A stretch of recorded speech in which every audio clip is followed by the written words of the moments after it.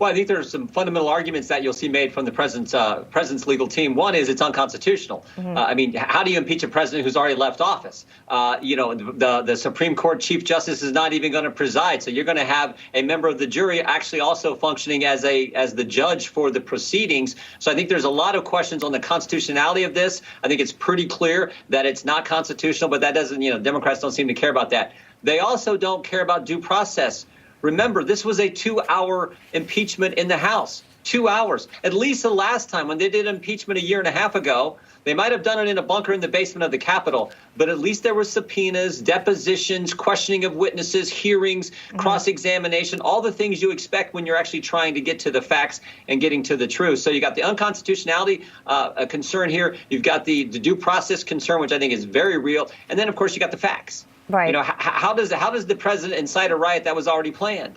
How did he incite a riot that when he said peacefully and patriotically make your voices heard? So I think the facts are on the president's side as well. I think the American people see this for what it is. This is an obsession by the Democrats. Remember, they tried to remove President Trump from office before he got there. Now they're trying to remove him after he's already left. That's the obsession the Democrats have with going after the president. Right. I think Bob is there. Let me.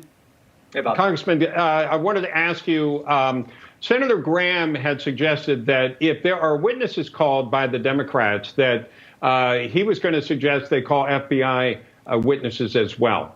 What would that be for? And would that be targeted on the issues at hand here? Or would it be like the previous investigations into the president and kind of divert the attention to what the Democrats have been doing against the president over the years? What do you think that would reveal, that strategy? Well, I don't know for sure, but my hunch is you would ask people in law enforcement, Capitol Hill Police, you would ask people in the FBI, what did they know beforehand? Remember, there were bombs planted at the Republican National Committee the day before. The attack was planned before the president even gave his remarks at the ellipse. So I think knowing some of that and asking some of those questions, and Senator Graham is exactly right. If the Democrats are going to call, the Democrat impeachment team is going to call witnesses, then certainly the defense should be able to call witnesses as well. After all, it's called fairness. It's a trial. There's supposed to be real due process, even though they didn't have any due process, frankly, on the House side. This was, I think, as my colleague Matt Gaetz has said, this was impeachment by reflex. I mean, it was a 2-hour thing, and there they go. So. If they call those law enforcement personnel, I think they'll be asking about what they knew beforehand and the pre-planning of this attack. Yeah. Congressman Jordan, do you think that it would be wise, and would it even be possible for the president's legal team to just move for this to be dismissed? And if that was granted, then would this trial just not happen next week? Is that even a possibility?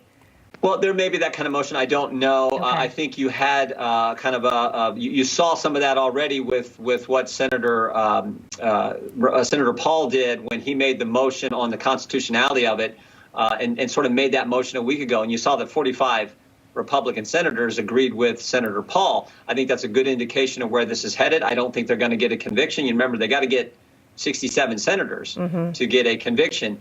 Look, this, as I said before, we should never forget that they tried to remove President Trump from office before he got there when they launched the whole Trump-Russia investigation back in July of 2016, which was a bunch of baloney, no proper predicate for launching that.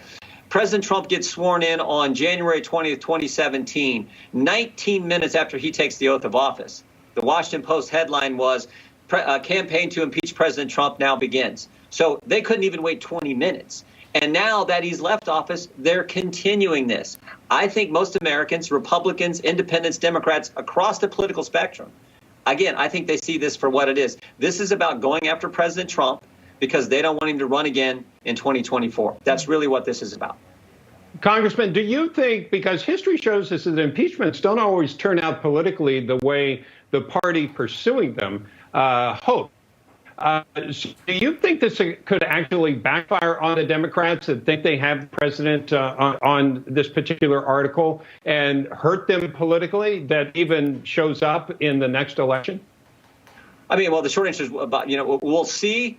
But I think when you look at what they're doing to President Trump, this impeachment after he's left office, coupled with all the executive orders, where they killed, 10,000 jobs with the Keystone Pipeline. They're going to kill another 1 million jobs with the ban on drilling on federal lands. Then if they add the minimum wage in there, that's another 1 million jobs. So 2 million plus jobs that they're getting rid of, destroying in the American economy, coupled with what they're doing on immigration policy via executive order, just opening the borders. And then what you see happening in our big cities, where we're not looking out for the best interests of the student, and these teachers unions are just staying on strike and refusing to go back and teach the kids. You're going to work every day. The folks who plant the food and who stock the shelves and who deliver things to all of us across, they're working every single day, and they've been working every single day. So I think when you put it all together, that's going to create an environment where I think we can win.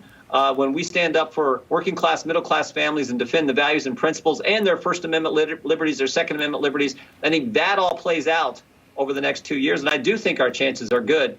So we'll just have to wait and see. Yeah. What do you think about this plan to possibly ram through this $1.9 trillion COVID relief package? We were talking about that in the previous segment.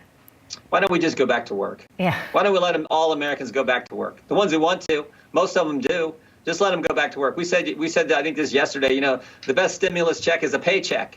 Open up the American economy. Let it earn and turn and burn and create all the jobs that it was creating just a year ago before COVID hit, when we had the best economy in 50 years, lowest unemployment. The Trump economy was amazing. Let's get back to that. I think the families I represent in the 4th District of Ohio, that's what they would prefer. Just let everyone go back to work.